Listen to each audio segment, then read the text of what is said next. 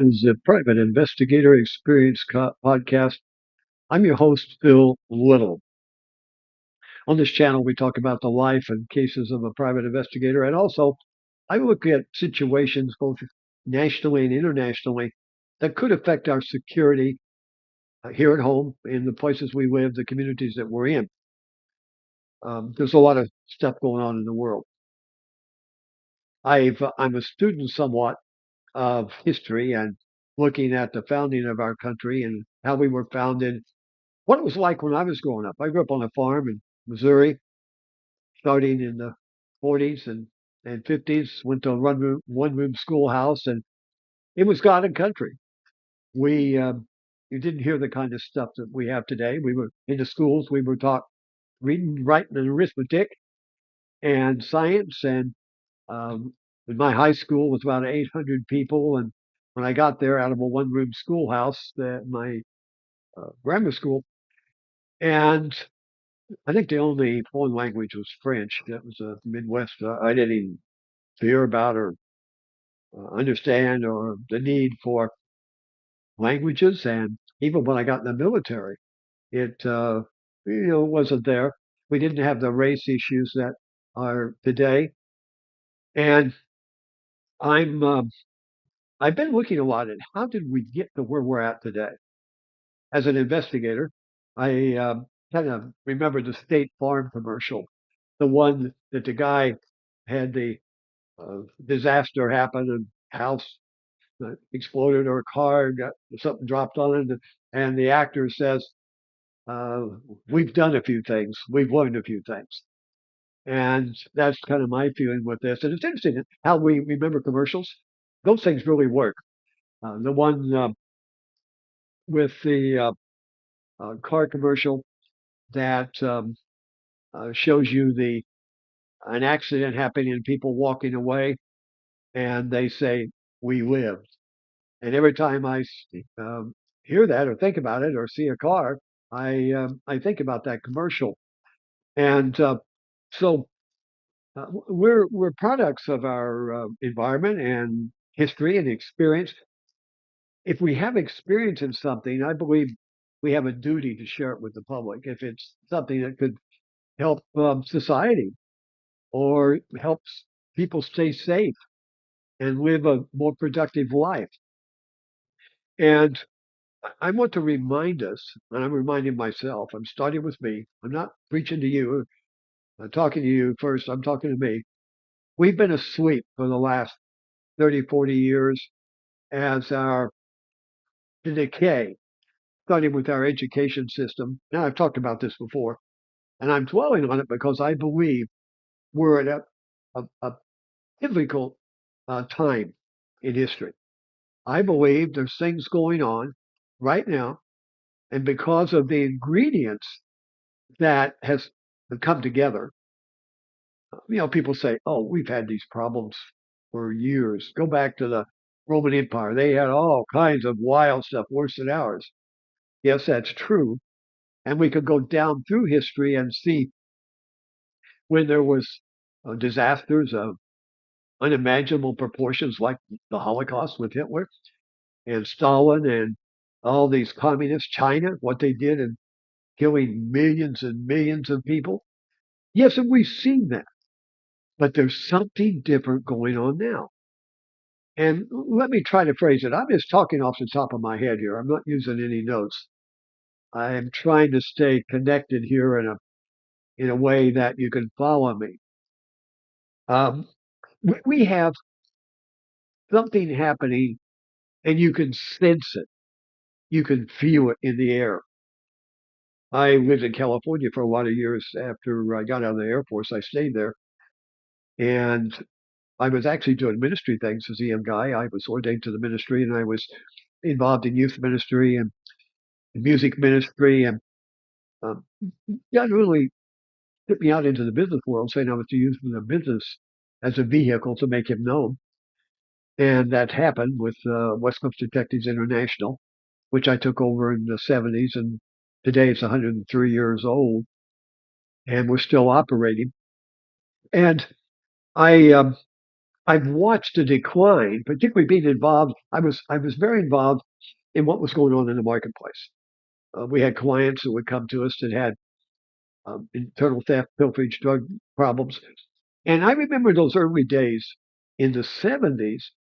And when I started in private investigation work after I was in law enforcement, it was about 1972.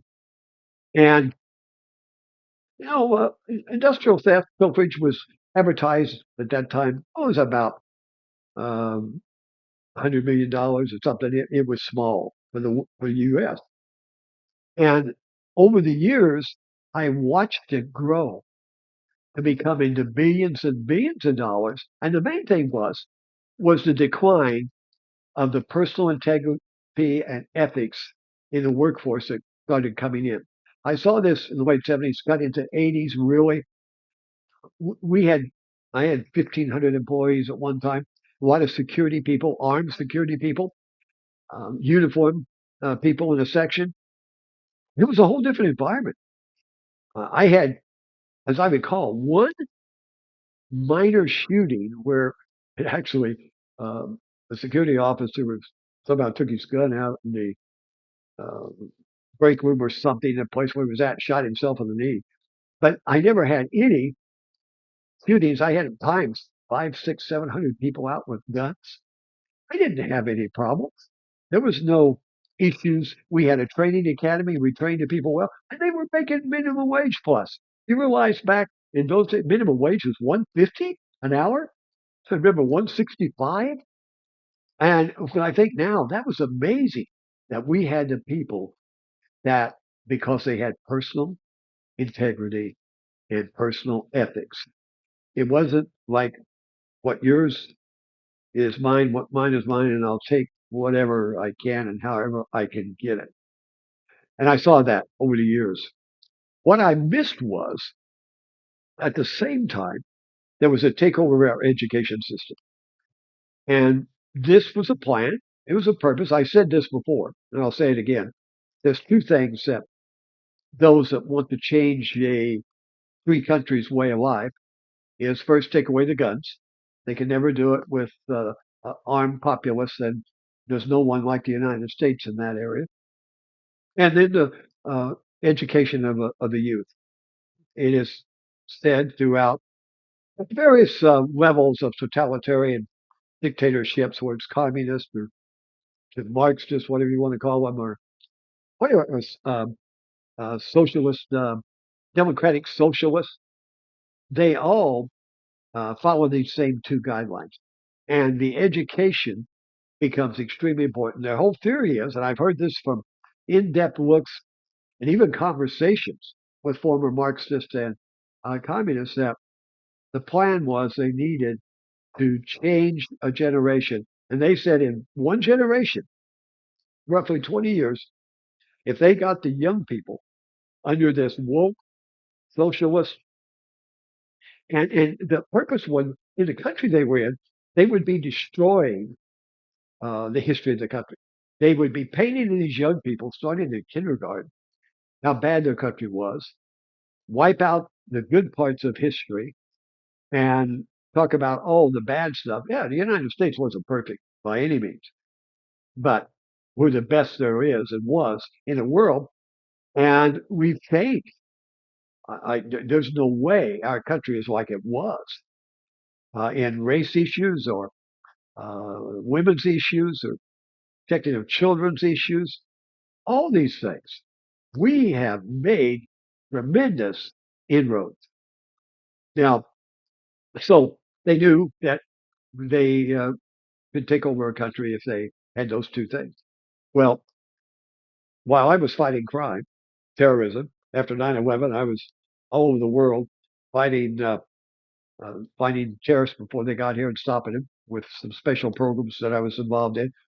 And I was just run myself on the ground doing that and not aware of this destruction that was going on during the years, the '80s, '90s, 2000s, and on up to the current generations. And finally, in November of 2005, and I don't care where you're at on, or 2005, 2024, I don't care where you're at on that. spectrum. This is not about politics. This is about facts. We've had a change. We've got a chance now to stamp out this woke mentality, a totalitarian bent to take over our government. And I'm amazed at how many people are duped by this. They're brainwashed. It's like, what water did they drink? It's hard for me to believe that they can believe the people promoting to them, oh, just do what we say. We'll give you handouts. We'll take care of you. And don't worry, keep us in power and you'll be okay. But when you look at history, every place that's happened, those people that put the bad guys in power ultimately become the slaves of those guys also. So we've watched this happen. Now we have a time for turning around. Now, let me give you some good news.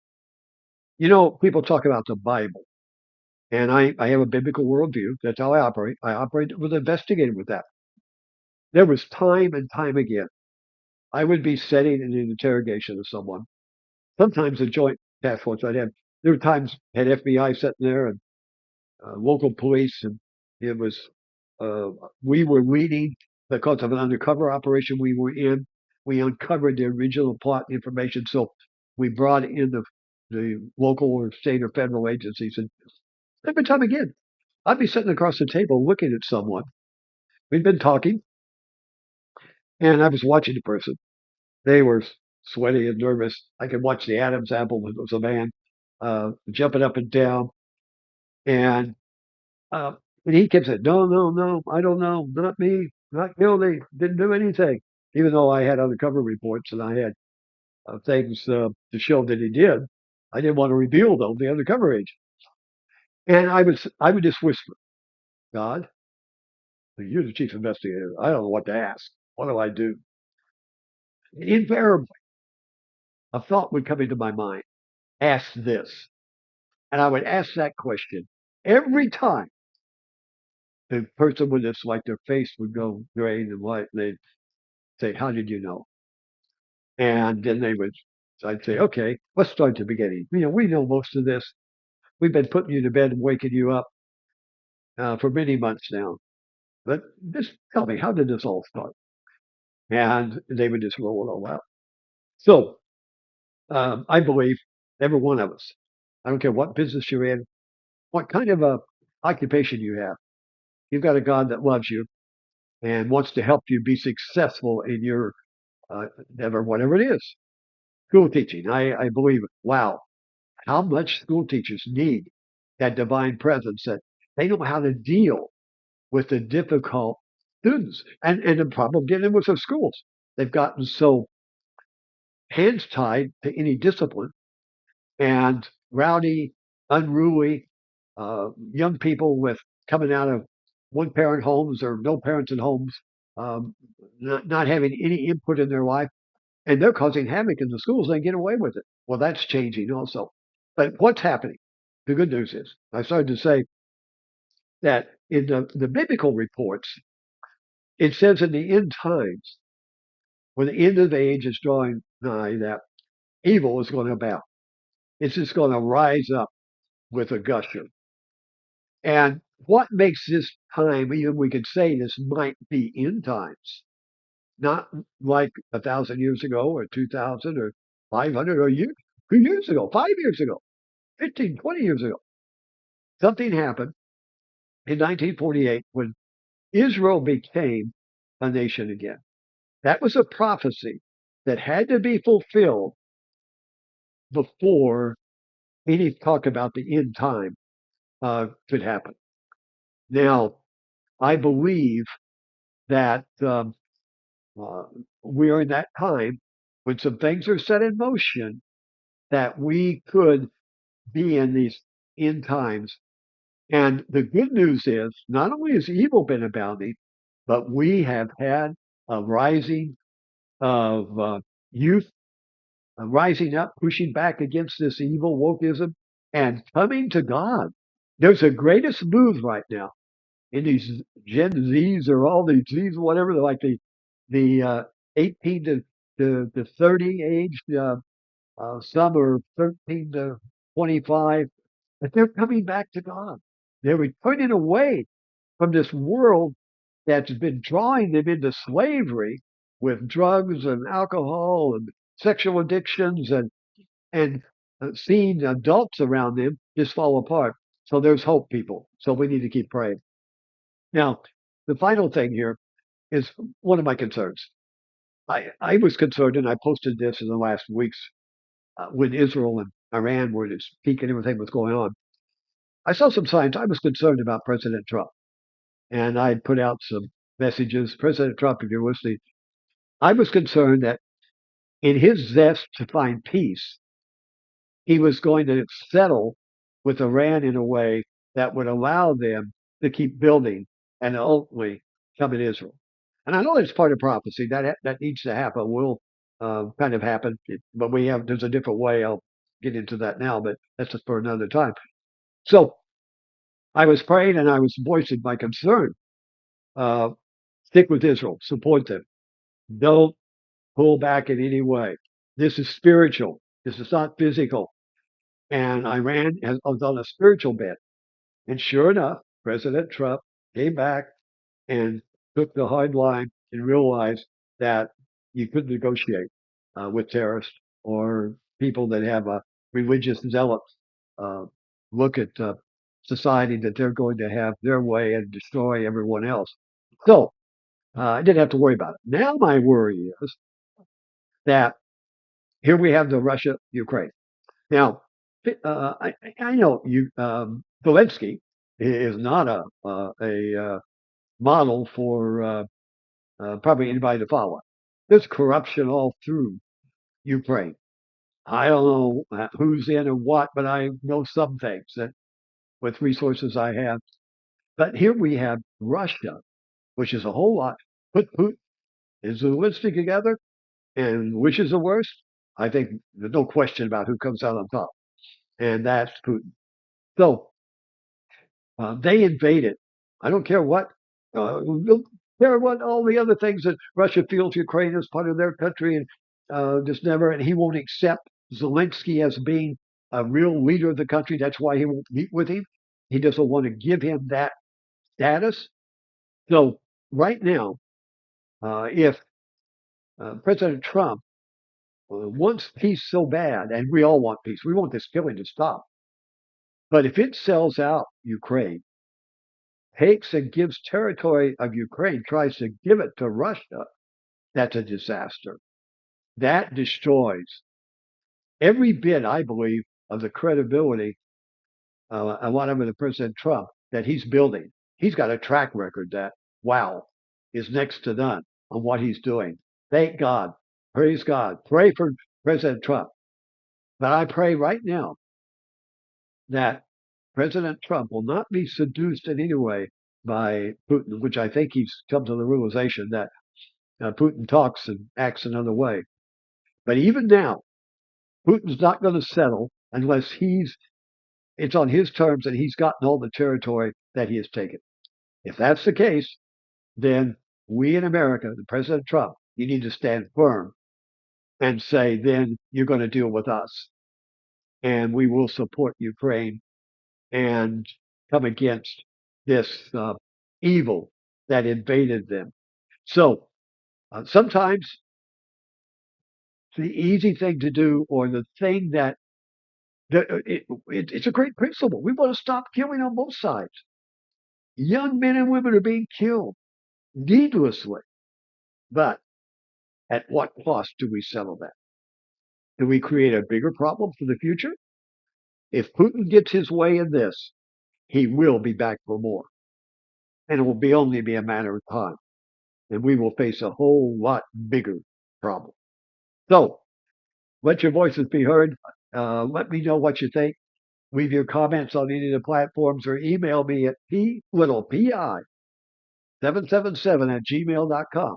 And would you subscribe, like, share, and you know the drill. Hit that notification bell for future posts. I believe together we can make a difference. I believe there's a rising up of voices. There is millions of young people right now that have turned to God over the last 5 years.